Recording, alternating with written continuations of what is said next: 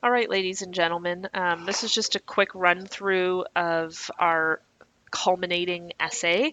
Of course, our summit, we don't have an official exam per se, not in the way that you might be used to from face-to-face school, but we have a two-part culminating. This first part is an essay, and it is worth 20% of your final grade. That's a whopping number, ladies and gentlemen. So you want to make sure that you do a really good job on it. If you're watching this video, this is a great way to start doing a good job on it because I'm going to be talking about success criteria and really what you need to do. Okay, so this is due tomorrow at 11:30 p.m. So you have today and tomorrow to work on this. I would strongly suggest that you throw together some, well, not throw together haphazardly, but put together some of your ideas via some sort of essay organizer. I've included one in the lesson here, just to rough out your ideas. And if you want to send that to me via email, I can give you some feedback on your ideas. Obviously, the sooner you do this, the better, because then you can take my feedback to either keep going with your ideas or improve upon your ideas so that hopefully your final product is really streamlined, clear, concise, and does exactly what it has to do. Getting my feedback is a good idea because I am marking your essay, and it's really good to have the person that's marking your essay give you ideas as to where you stand with your essay organization. So, in a perfect world, you would have this done before the end of my day today, 1 o'clock, so that I can give you some feedback and you can work on it for the rest of the day into tomorrow. So, there are multiple questions that you can choose from for this assignment. First one, all of them really have to do with this concept of power. I know I've been saying it throughout my videos previously, but this whole course is centered around the idea of power, how some people gain power, lose power, how power impacts people. I mean, think all the way back to lesson number 1 was a power paragraph, right? So this is us taking all of the knowledge that we've built throughout this course pertaining to how power works, how control works, how influence works, and we're writing a paper on it. So it's going to be a 5-paragraph essay, meaning you have an introductory paragraph, 3 body paragraphs, and a concluding paragraph. Your essay question topics are: there's a famous quote that says, "Power tends to corrupt, and absolute power corrupts absolutely. Great men are almost always bad men." That was said by Lord Acton in a letter to Bishop Crichton in 1887. Now, that's a bit of a wordy quote. If I had to simplify what that means, it's the basic idea that the more power you have, the more terrible of a person you become. That if you have a little taste of power, you can still sort of maintain a little bit of your humanity, but anybody that has ultimate power at the end of the day will always use that power for evil instead of for good. So you need to say, well, do you agree with that statement or you disagree with that statement? Second option would be to agree or disagree with the subject. Is it impossible to achieve equality in our society because some people will always have more power than others? That really is relying on the fact that you believe that there are strong inequities in life, the haves and the have nots.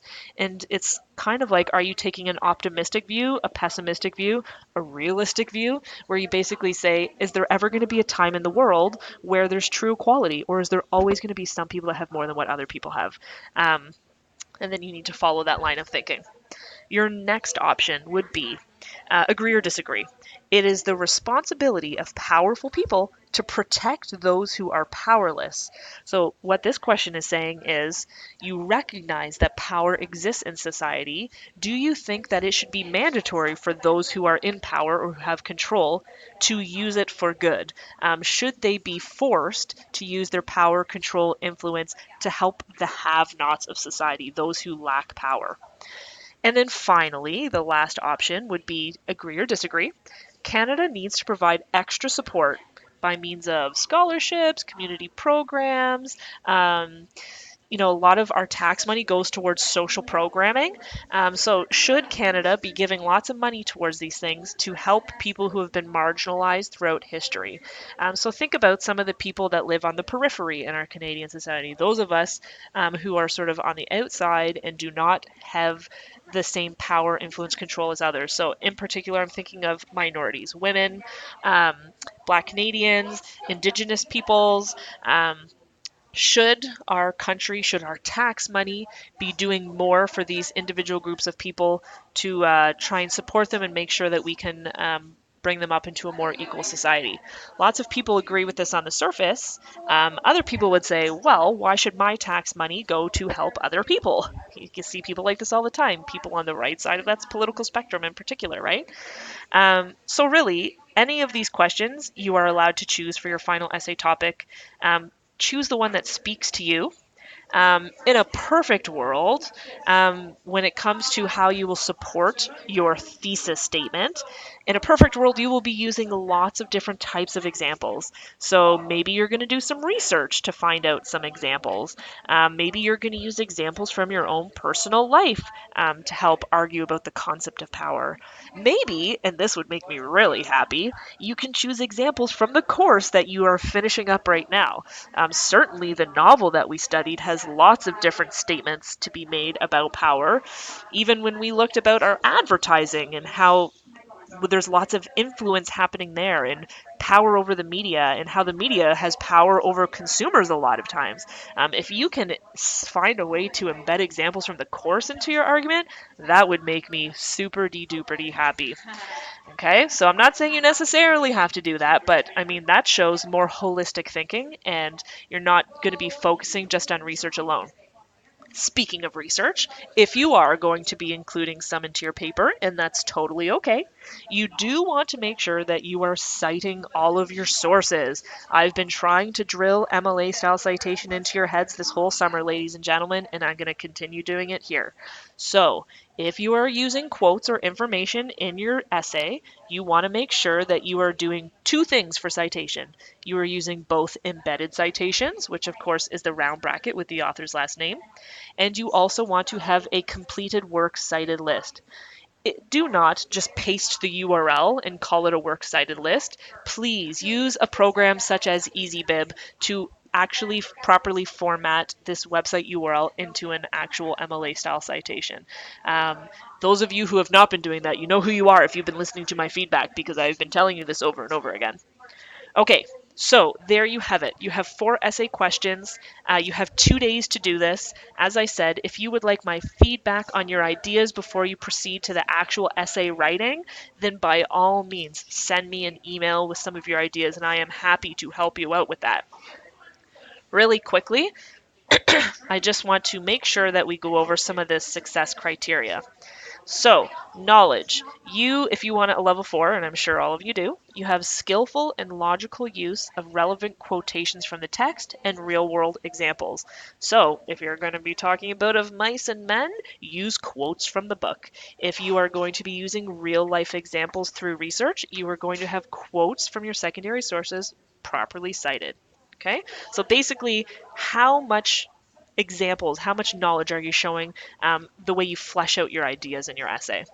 For your thinking grade, you have skillful and logical idea progression, meaning when we are writing essays, you want to make sure that your arguments flow really nicely and that even your sentences flow really nicely by the use of transition words. If we are trying to make some type of persuasive argument, oftentimes the way we will format our arguments is to have your second best argument first, your worst argument buried in the middle of your essay, and then you're going to end with your best argument. You always want to end with a bang. You want me to finish off the essay going, whoa, that was a really wicked, awesome idea they had there, right? End with a positive note. So that's one way that you can organize your essay that would help you with that thinking portion of your grade. Also, to get level 4, you want to make sure that your thesis statement is clear, concise. Again, maybe you want to send me an email with your working thesis statement, and I can help you by either saying, yes, this is perfect, or, you should tweak it this way, this way, this way. Okay? Communication. It is going to be generally free from spelling, punctuation, and grammar errors. Try using the Grammarly little extension that you can download onto Chrome. It's a nice way to help you catch some of those grammar, spelling, punctuation errors. Also, you're going to use masterful or skillful use of paragraph structure. Now, think back to lesson 1, ladies and gentlemen. I gave you that Peel organizer. That could be a really great thing to use for this essay as well. Not only will that Peel organizer help you flesh out your ideas, give lots of examples, and have a solid 8 to 11 sentence long paragraph, but it will also force you to make sure that you have a great working topic sentence and concluding sentences for every single one of your paragraphs. Lastly, we move to the application mark. You want to write, your writing has to masterfully address audience and purpose, meaning keep it formal. Think back to the complaint letter lesson where we talked about formal language. You want to avoid slang. You want to avoid using contractions. Do not use the word don't. See what I did there, ladies and gentlemen? You want to stretch all of those words out. And then lastly, you're going to show me, prove to me that you have used the writing process to help you out, which means every single little shred of rough work that you have done. If you have scribbled a thesis statement onto a cocktail napkin, take a picture of it and submit it to the Dropbox. I want to see that you took part in the writing process and that you formulated your ideas before you just threw them into a Google Doc as an essay. If you do all of these things, we are looking at level 4 territory, ladies and gentlemen. So I am hoping that y'all have watched this video because really, I don't know if I could lay out the success criteria any more clearly. But of course, if you have questions, you know how to reach me. Just shoot me an email. Good luck with this, guys. Remember, it is a whopping 20% of your mark, so you want to make sure that you kill it.